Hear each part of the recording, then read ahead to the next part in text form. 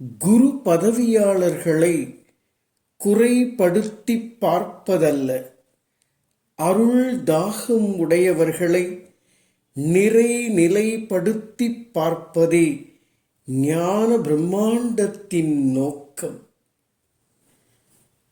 AI தொழில்நுட்ப வடிவாக்கத்தில் சூரியனும் சந்திரனும் அருகருகே தோன்றுவது போல் உள்ள காட்சி எப்படி மாயையானதோ அப்படித்தான் குருவே கடவுள் எனும் அறியாமை. வெளிப்பட்ட எவனும் கடவுளல்ல, வெளிப்பட்ட எவனும் கடவுளல்ல. எத்தனை சித்துக்கள் செய்தாலும், எத்தனை சீடர்கள் கொண்டாலும், ஊரையும் நாட்டையும் தீவையும் உண்டாக்கும் வல்லமை பெற்றிருந்தாலும், மரணத்தையே மாற்றினாலும் குரு கடவுள் அல்ல.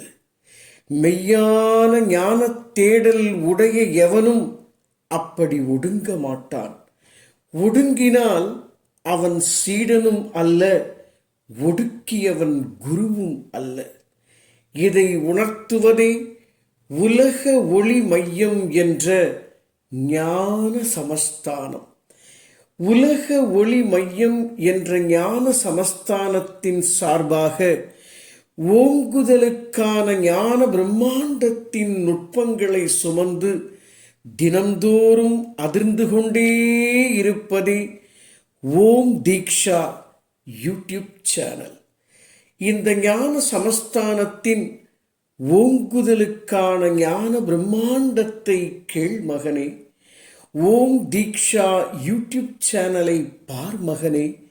2000 வீடியோக்கள் எல்லாம் எதற்காக?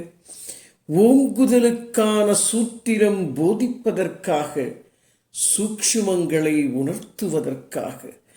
உன் தேடல் உண்மையானதென்றால், உனது வேட்கை சரியானதென்றால், தெய்வ இச்சை மட்டுமே தூய்மையானதென்றால், ஒடுக்கம் போதிக்கும் எந்த குருவையும் நீ சந்திக்க மாட்டாய். சந்தித்து ஒடுக்கம் கண்டால் அது ஆணவம். உனக்குள் ஆன்மீகமும் இல்லை, ஞான தேடலும் இல்லை, ஞான முழுமையும் இல்லை மகனே. எல்லா தீட்சைகளும் ஒடுக்கம். வா மகனே, ஒடுக்கம் என்றால் என்ன? ஓங்குதல் என்றால் என்ன? ஒடுக்கம் என்றால் என்ன?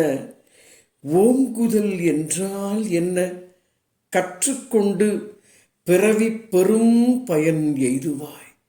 கவனம் ராஜா, இது விளம்பரம் அல்ல, எச்சரிக்கை.